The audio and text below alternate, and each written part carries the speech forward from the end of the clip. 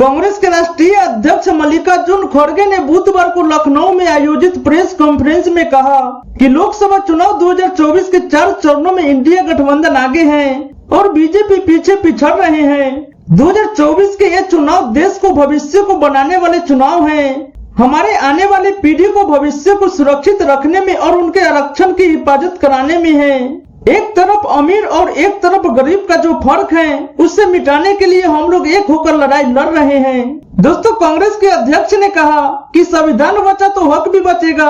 आरक्षण लेने वाले लोग थोड़ा भी हो सकते हैं, लेकिन देश को भविष्य को बचाने के लिए और लोकतंत्र को बचाने के लिए सभी लोग लड़ सकते हैं। अगर हमारा वोट है तो लोकतंत्र में किसी को भी ला सकते हैं। तो उन्होंने कहा कि जहां बीजेपी मजबूत लोग हैं वहां नामांकन कराने से लोग रोक रहे हैं, एजेंट को डरा रहे हैं। हैदराबाद के प्रत्याशी के बारे में कहा कि बुर्का उठा उठा कर देख रही थी। ये लोग डरा डरा कर इलेक्शन करा रहे हैं। दोस्तों, खड़गे ने कहा कि देश को हमने बहुत कुछ दिया।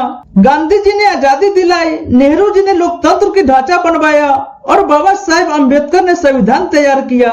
अब ये लोग संविधान को बदलने की कोशिश कर रहे हैं। बीजेपी नेता बदलने की बात करते हैं, लेकिन मोदी जी चुपचाप बैठे हैं। उन्होंने एक बार भी नहीं कहा कि संविधान बदलने की बात करना राष्ट्रद्रोही है।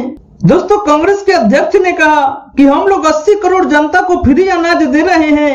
अरे भाई, फूड सिक्योरिटी एक्ट को कांग्रेस ने लाई। कोई भी इस एक्ट के तहत कोर्ट जा सकते हैं।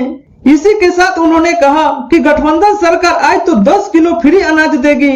ये गारंटी इसलिए है कि कर्नाटक और तेलंगाना में दिया जा रहा है। कांग्रेस के मनरेगा फूड सिक्योरिटी ये सभी मन से किया तो गरीबों के लिए किया।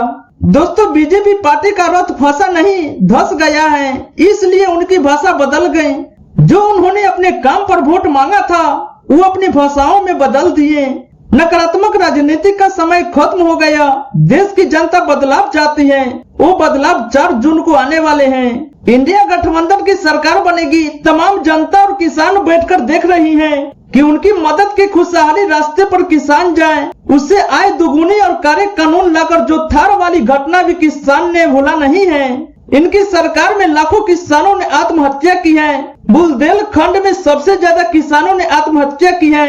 बुंदेलखंड के लोग भारतीय जनता पार्टी को खंड खंड में कर देंगे। वहाँ बीजेपी का खाता खुलने वाले नहीं है। इंडिया गठबंधन 79 सीटें जीते जा रहे हैं। दोस्तों, अखिलेश यादव ने कहा कि नौजवान देख रहा है कि जब वह परीक्षा देकर घर पहुंचता है तो पता चलता है कि पेपर लीक हो गया। ये सरकार नौकरी नहीं देना चाहते हैं। नौजवानों को 1/3 जीवन बर्बाद कर दिए।